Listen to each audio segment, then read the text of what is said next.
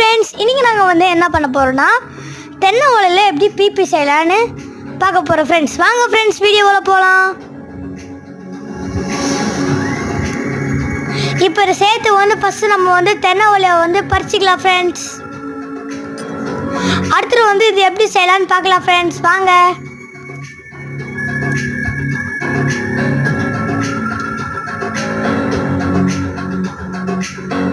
பாருங்க ஃப்ரெண்ட்ஸ், இப்போ நாங்கள் முடிக்க போகிறோம்.